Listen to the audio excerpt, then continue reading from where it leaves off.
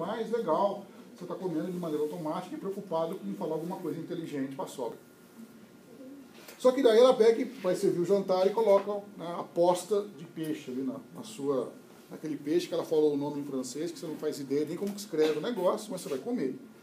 Daí, a hora que você corta o negocinho, põe na boca e começa a comer, você percebe que aquela porra daquele peixe é cheio de espinha pra cacete, tá certo? Naquele momento, você estava envolvido na conversação, mas na hora que você põe aquele negócio, o que você faz agora? Imediatamente você começa a prestar atenção aonde? No que você está comendo.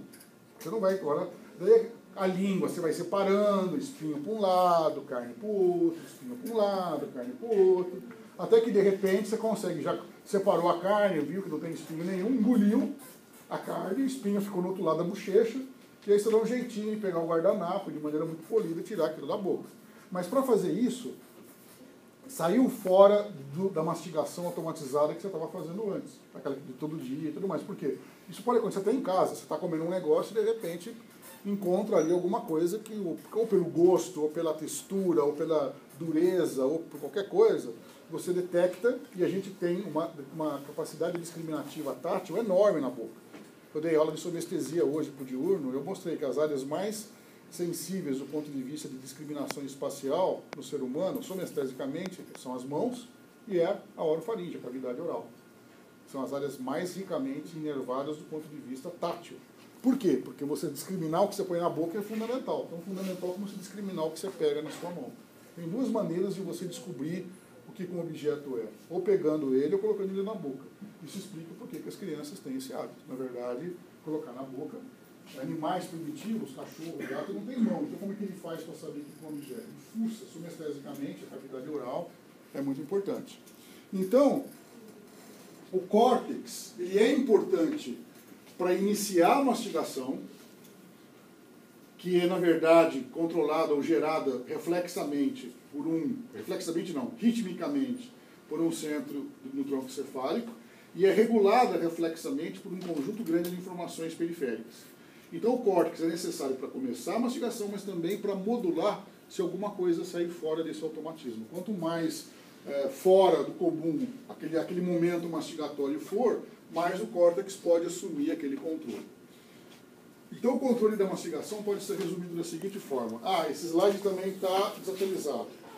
Aqui não é tronco cerebral. O correto hoje em dia é tronco encefálico, certo? Não tronco cerebral.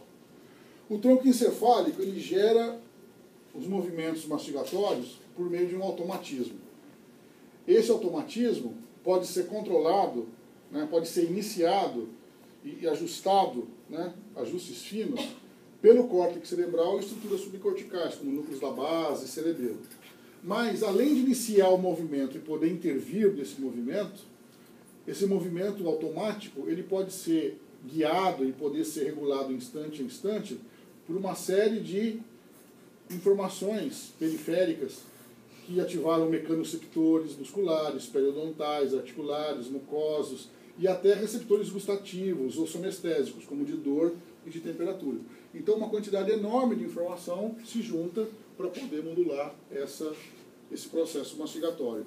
E essa informação, então, que vai ser gerada pelo movimento mastigatório, que quando você mastiga, você está ativando ou não todas essas fontes de informação, elas vão se reaferentar para o tronco encefálico para poder regular esse automatismo. E uma vez que você mastigou, que chegou na fase de pré-deglutição, agora você está pronto para fazer o quê? Para deglutir. Então a deglutição, que agora acabou a mastigação, começa o processo de deglutição. Ela vai ter também algumas fases. Tem uma fase oral, que no fundo faz a transição entre mastigação e deglutição. Tem uma fase faríngea e tem uma fase esofágica. Eu não vou, obviamente vocês não precisam decorar tudo que está aqui, mas é só para descrever algumas coisas. O que é a fase oral? A fase oral é quando você está preparando para a deglutição, então é a transição entre a pré-deglutição e a deglutição. É difícil dizer o que é a pré-deglutição, o que é a fase oral da deglutição. Elas são contínuas, então é posicionar o bolo alimentar na linha média, obviamente fechar o lábio, já que você vai engolir, elevar a mandíbula para ficar em contato oclusal, tá certo? Deslocar o bolo alimentar com a língua. Quando o bolo alimentar começa a chegar na faringe, começa a fase faríngea. Então, a primeira coisa importante aqui é o contato do bolo alimentar com a mucosa faríngea. Aula prática. Ah, fala, pergunta.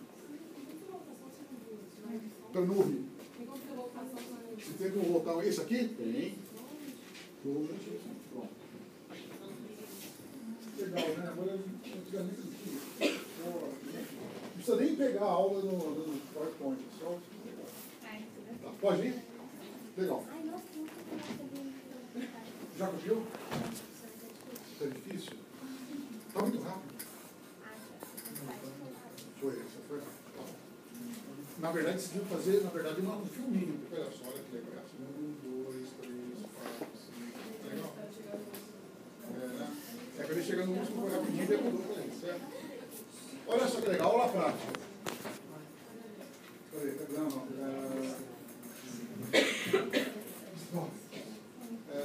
O pesquisador é boa em fazer o que eu vou fazer. Na verdade, vale para todo mundo, mas não vou sacanear o pesquisador. Aula prática. E essa aula prática agora faça tudo para o mestre mandar. Tá bom? E tem que ser rápido, senão não vale a pena. Não dá certo. Preparado?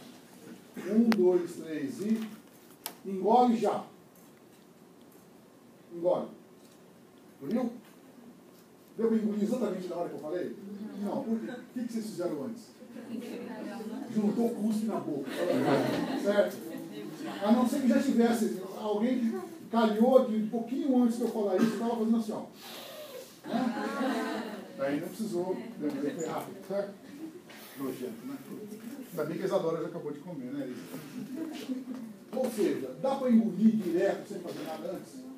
E por que não? Olha que bacana. A deglutição é uma coisa reflexa que depende necessariamente do contato do bolo alimentar com a mucosa faríngea. Tem que ter alguma coisa lá.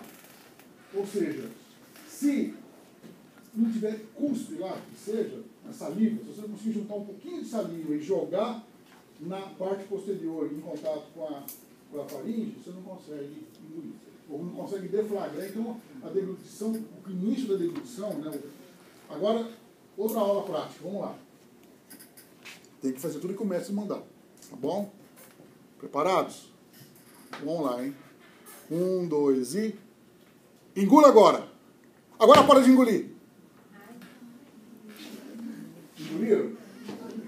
Ou seja, quem engoliu? Todo mundo que não conseguiu parar de engolir na hora. Quando eu falei, para de engolir, deu para parar? Conseguiu parar? Não, por quê?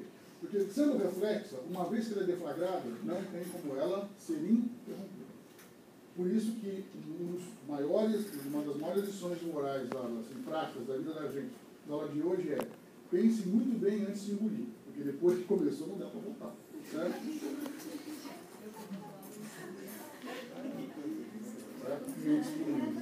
Né?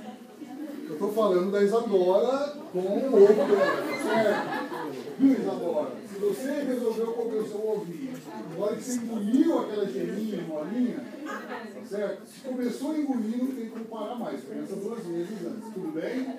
Não é um produto prático da aula? Pois é, então vamos ver o que é reflexo. Olha só. Lembra da lição de moral hoje, tá certo? Está sendo mais cedo, vai poder aqui à noite, tá certo? Lembra bem. Começou, não para não. Ok. E o que começou e não para, tá certo? Olha só.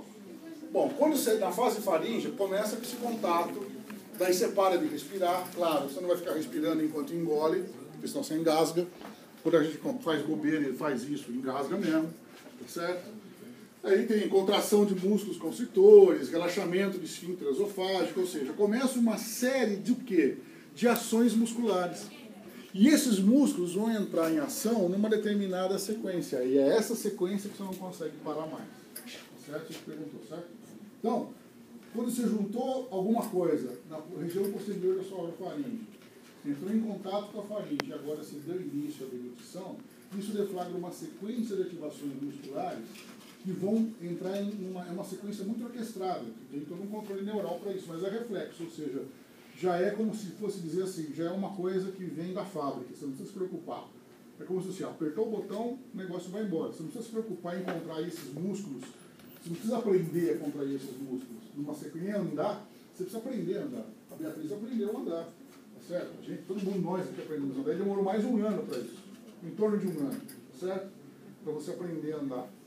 Você não precisa aprender a deglutir. Porque essa sequência de ativação muscular já é programada de fábrica. A gente nasce já com essa programação feita.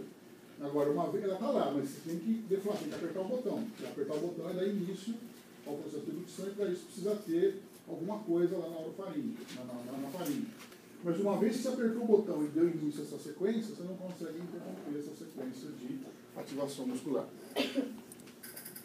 E finalmente tem a fase esofágica, que aí fecha esse esfíncter esofágico superior e começa uma onda peristáltica esofágica que vai embora.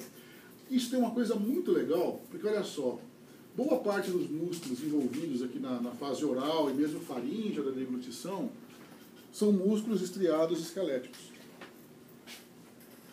Só que vocês sabem que o tubo digestivo e o peristaltismo do tubo digestivo é o quê?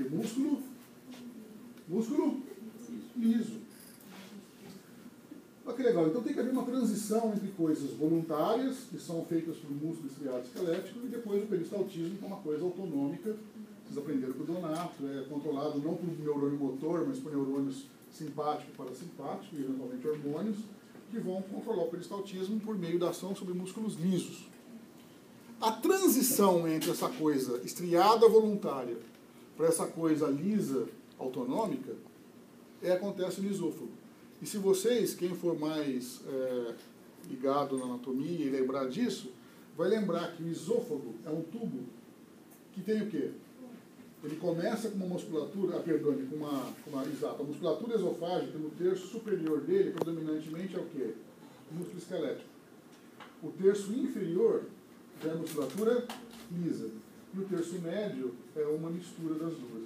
Então o esôfago é a parte do tubo digestivo onde você tem essa transição do estriado voluntário para o liso autonômico de forma até anatômica, ou seja, o esôfago é um tubo cuja musculatura transita, né? Vai do estriado esquelético para o liso ao longo da sua extensão. Isso é muito legal. E da mesma forma que a gente viu antes,